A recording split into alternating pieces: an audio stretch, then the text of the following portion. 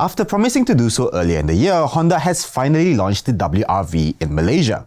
This compact SUV is around the same size as the Perodua Ativa, but has been priced to compete with the Proton X50. It's quite a bit cheaper than the larger HR-V, but you also lose out on quite a bit of kit to hit that price point. Let's take a closer look.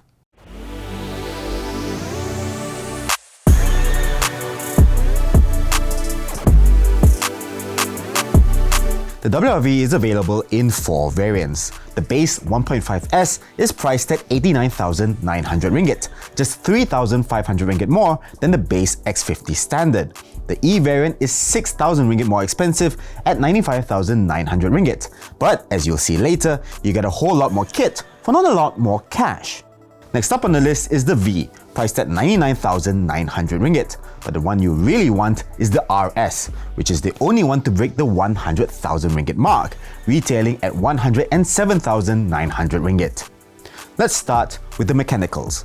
All WR-V models are purely petrol-powered, equipped with a 1.5-litre naturally aspirated iVTEC 4-cylinder engine that produces 119 horsepower and 145 Nm of torque. If that engine sounds familiar, that's because it's exactly the same one you'll find in the city petrol. The CVT, which has 7 virtual ratios, has also been carried over. Honda claims that the WR-V gets from 0 to 100 km/h in 11 seconds flat, on its way to a top speed of 160 km/h. It also says the car will achieve a combined fuel consumption figure of 6 litres per 100 km. The WR-V may be priced like a B-segment SUV, but it's practically the same size as the Ativa, measuring just over 4 meters long, less than 1.8 meters wide, and around 1.6 meters tall. It's 270 millimeters shorter than the HR-V, although it is a little bit taller thanks to the generous 207 millimeters of ground clearance. Honda has managed to squeeze a lot of the HR-V's design language into such a small footprint, with details such as the sharp headlights and taillights, the upswept window line, and the hidden rear door handles. Unfortunately, you'll have to pay extra for the V variant and above to get niceties like LED headlights and fog lights. The sportier RS adds larger 17-inch alloys, a checkered flag grille, sequential indicators, and copious amounts of RS badges.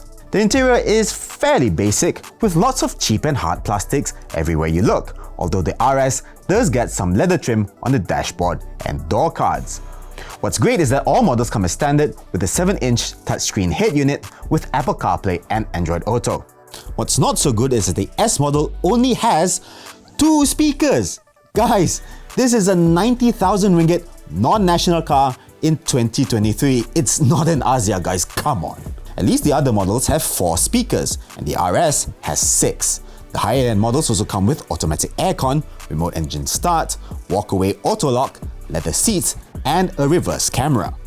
Only the RS model comes with paddle shifters for rowing through those virtual ratios. You also get Honda Connect, which allows you to control various functions remotely through your smartphone. Despite the WR-V's small size, there's a decent amount of space both at the front and the rear, while the boot measures a fairly reasonable 380 litres. You can get more luggage space by folding the rear seats down, although they don't fold completely flat. Safety-wise, you get just 4 airbags as standard, along with stability control and the lane watch blind spot camera. All but the base S model come with Honda Sensing, which offers autonomous emergency braking, adaptive cruise control, and lane centering assist for level 2 semi-autonomous driving. Opt for the RS and you also get curtain airbags, bringing the airbag count to the usual 6. So that's everything you need to know about the Honda WR-V in Malaysia. Do you like the price? And do you think Honda skimped a bit too much on the kit? Let us know in the comments down below.